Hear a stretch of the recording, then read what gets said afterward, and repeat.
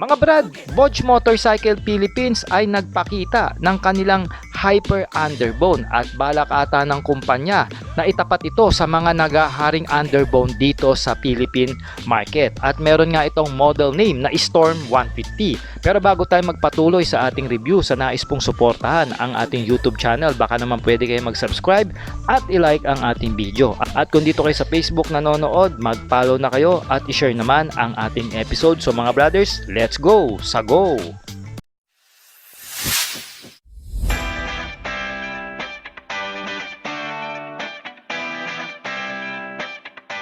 Mga brothers, available na sa Shopee ang ating riding jersey at iba pang mga riding gears na ginagamit natin. Nandyan yung link sa gilid ng video. Let's go! Sa go! Sa unang tingin mga brothers, para lang itong isang ordinaryong underbone. Ngunit pagka binusisi mo, ang specs and features nito talaga namang mapapabilib at mapapamangha ka. Mag-start nga tayo dito sa unahang bahagi nitong motorsiklo. Kung titignan natin, matutulis ang kanyang mga dulo pagdating sa kanyang fairings design na para bang isang pangkarerang motorsiklo. Meron nga itong 3 projector lamp na makikita, isa sa taas at dalawa dito sa baba. Matangos ang pinakanguso nito mga brothers at meron itong air intake sa gitna. Kasama na rin dyan ang 3D emblem ng Bodge dito. No? Meron tayo ditong front telescopic port mga brothers sa kanyang front suspension at going dito sa kanyang gulong. Meron itong 90 by 80 at 17 inches na street tire. At alam ko mga brothers, naka-alloy wheel mags na rin ito at naka-tubeless na rin ang goma. Ang preno niya naman mga brothers ay merong 2-pot piston caliper with ABS for the safety natin pagdating sa prenohan. At munti ko pang makakalimutan, ang turn signal lights niya dito sa harapan ay nandyan po sa bandang gilid ng fairings ng motorsiklo na pinaiilaw na rin yan ng LED mga brothers. Tumungo naman tayo rito sa kanyang rear design. Makikita natin napakalinis ng underneath.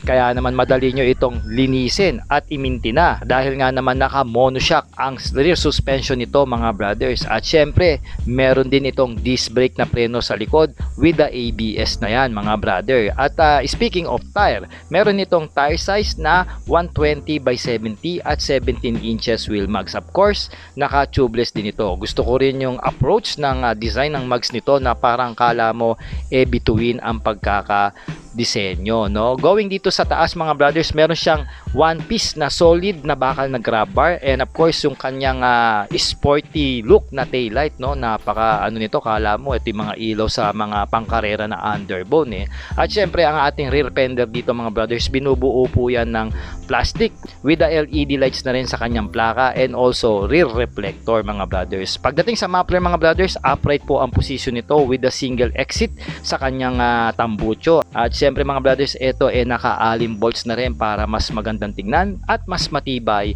ang pagkakayari.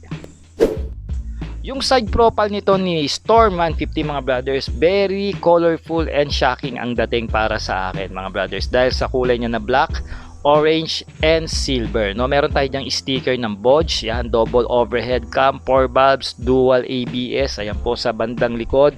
Meron siyang Storm 150, no? Makikita natin mga brothers, meron tayong compartment box dyan sa baba ng manibela. Marami nga dyan na nasasagwaan, no? Pero removable po yan, pwede nyo tanggalin para magkaporma yung motorsiklo. Pwede naman yan mga brothers. Of course, ang ating upholstery rito is single tone upholstery po yan. Upon checking naman, may quality naman yung nilagay dito ng Bodge kahit stock yan.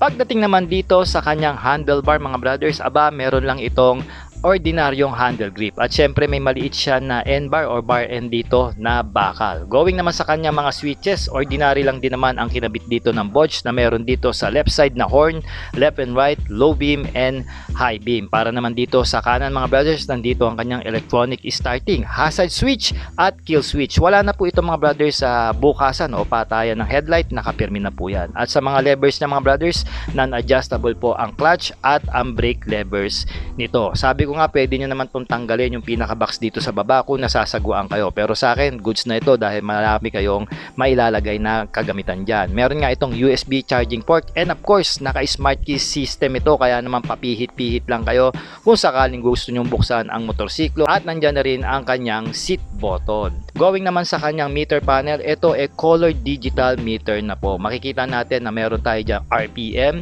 speed meter, nandyan na rin ang ating engine temperature and also yung kanyang fuel meter. Sa bandang baba, nandyan po ang ating clock at ang ating odometer. So may mga indicators pa yan, napansin ko nandyan yung kanyang neutral indicator sa taas at engine check. Sigurado nandyan na rin yung left and right at meron siya ritong mode and select na pindutan.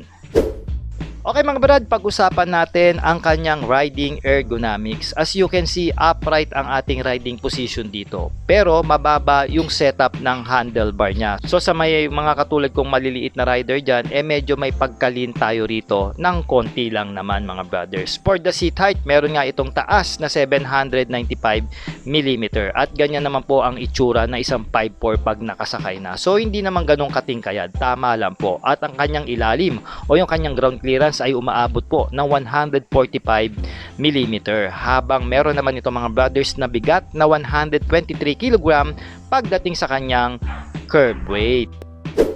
Sa makina mga brothers, mabubusog kayo dito dahil meron itong features na sleeper clutch and assist, kaya naman napakaswabe nito at less dragging sa tuwing kinakambyo nyo, na merong 6-speed manual transmission mga brothers. Kaya nga nito mag-produce ng 15.4 horsepower at 8,500 RPM at umaatake ito ng 13.5 Nm of torque at 7,500 RPM. Meron nga siyang saradong displacement na 149.6cc.